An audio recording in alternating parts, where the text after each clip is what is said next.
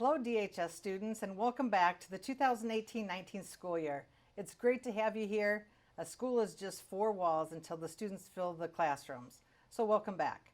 We're looking forward to a great school year with you. A couple things I want to just mention and highlight is make sure that when you go to class every day that you're present. Pay attention and listen. The teachers are going to do the same thing for you. Stay connected. Get involved. Get involved in just one different activity, whether it's sports or a different club or marching band or robotics. There's a million to choose from. Well, maybe not a million, but there's several to choose from.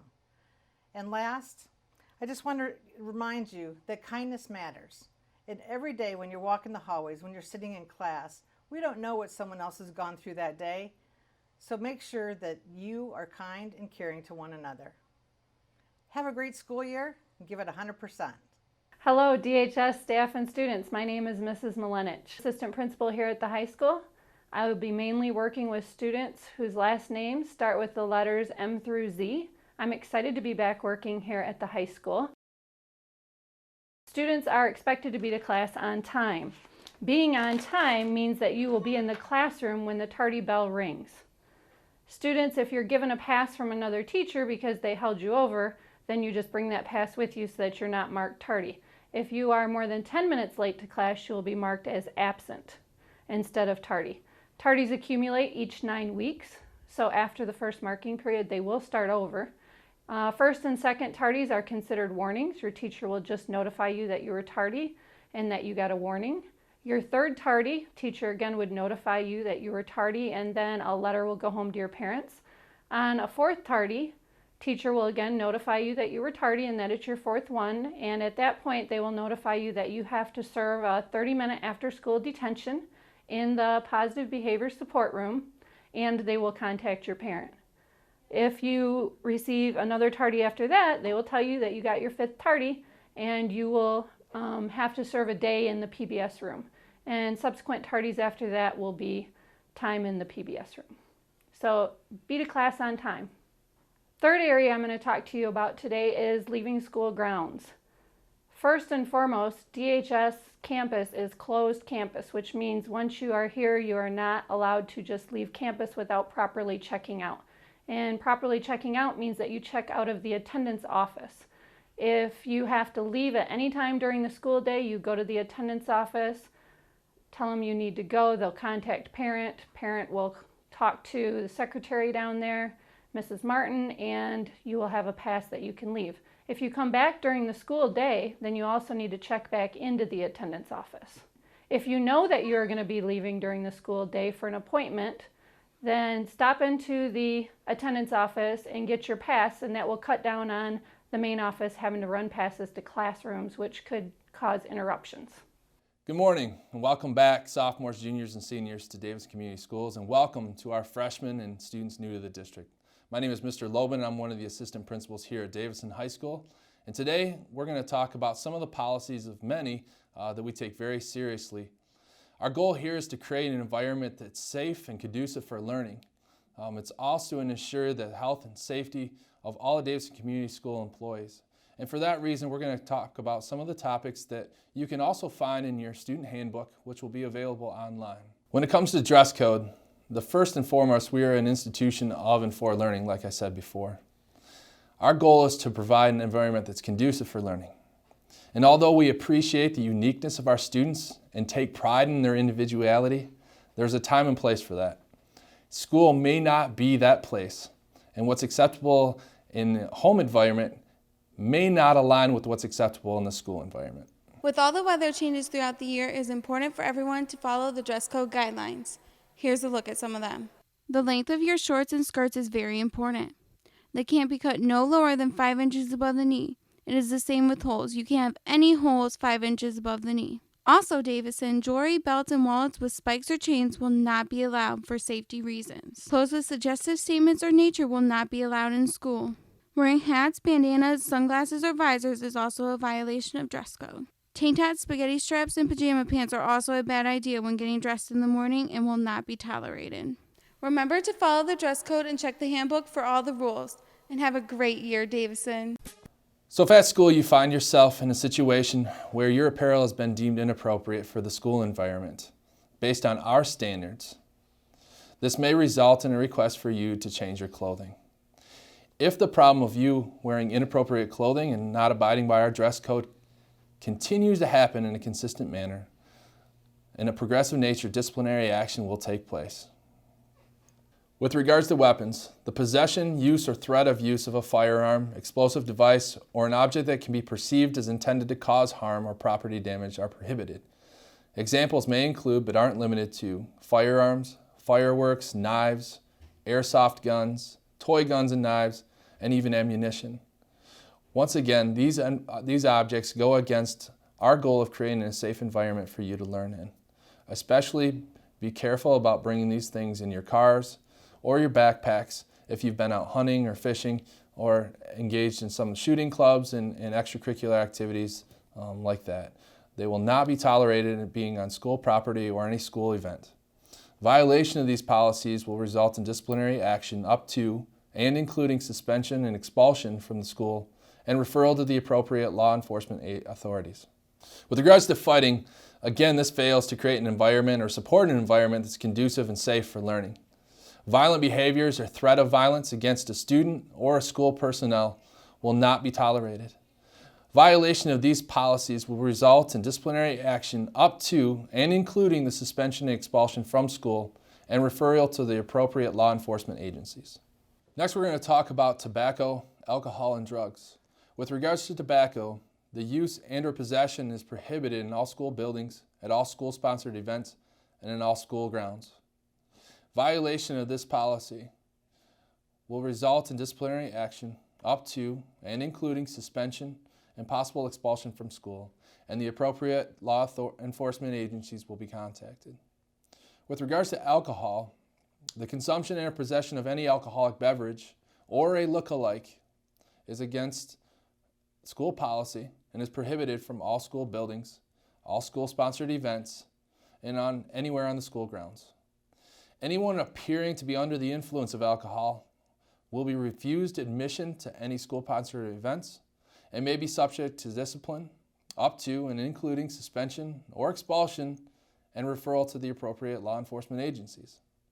With regards to drugs, the illegal consumption and/or possession or sale of any controlled substance or drug paraphernalia is harmful to you and our school environment. This is again prohibited in all school buildings, school-sponsored events, and in all school grounds.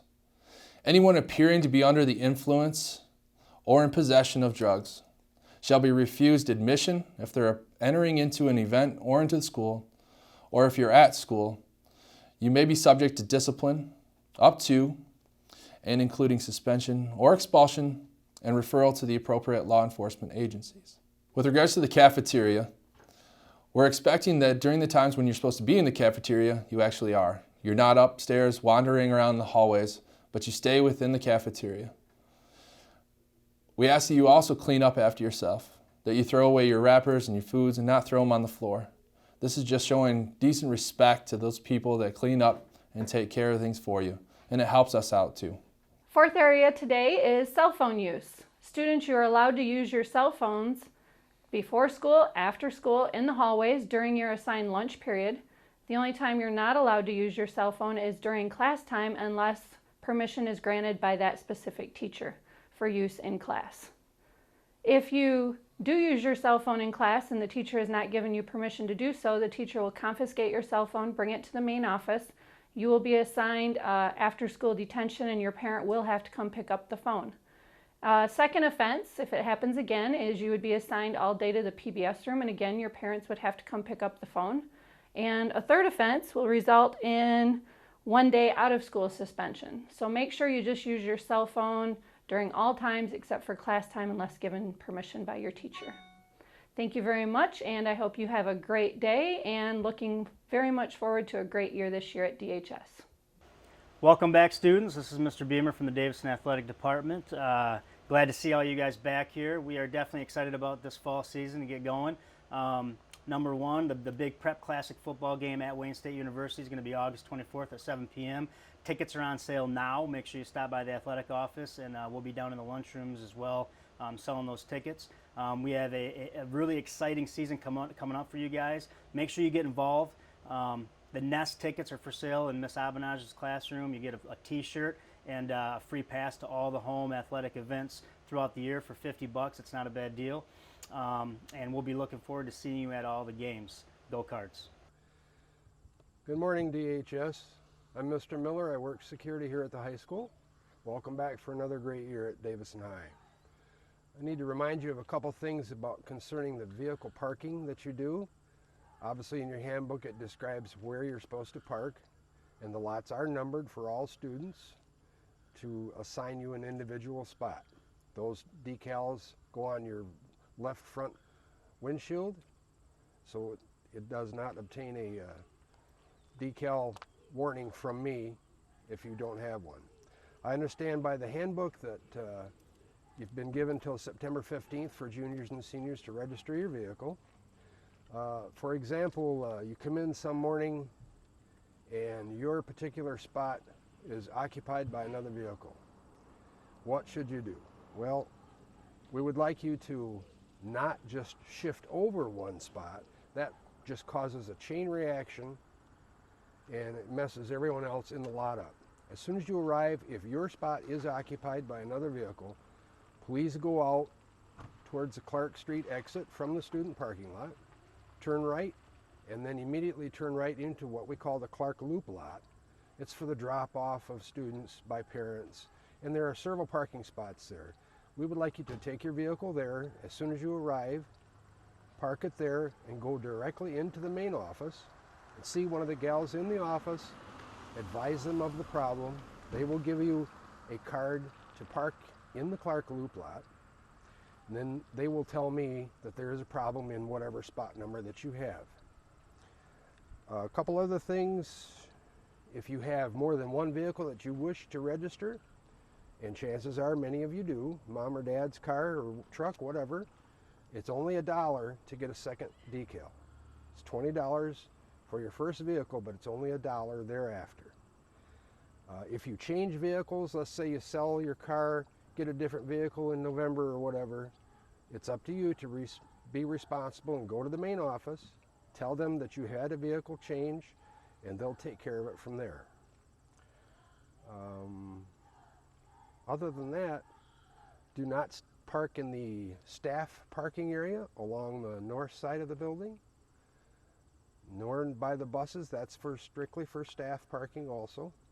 Definitely not in between the buildings, and do not use the lot that's immediately adjacent to the alternative building. There are 100 spots numbered in what we call the southeast lot. If you have an assignment there, that's great.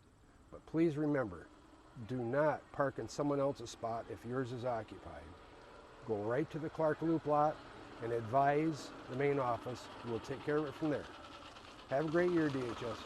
Hi, I'm Mr. Ritterbush, and I'm going to go over a new library rule this year. From now on, when you come in the library, please leave all your backpacks on these shelves off to the left here, over here, and over there. So it's a horseshoe when you first come in. Just please, or all your backpacks there. Sorry. So just put them all there. No food or drink in the library. Now you can drink or have food in this little area right here. Nothing outside of this. So just make sure all the backpacks go here. Food and water stays here. If we see it on the other side, we're taking it. So thank you very much. Hey guys, Mr. Bellinger right here. I'm excited to be here at Davison High School. I'm originally from the Lansing area. Went to Western Michigan University. This will be my 4th year teaching. I will be doing world history, so I'll see all your 9th graders. Good luck this year. Hey guys, I'm Mrs. Drobnich. I'm teaching AP Chem and Chemistry this year. Coming from North Carolina. I've graduated from North Carolina State University. Before that I lived in Michigan. And I hope you guys have a great school year.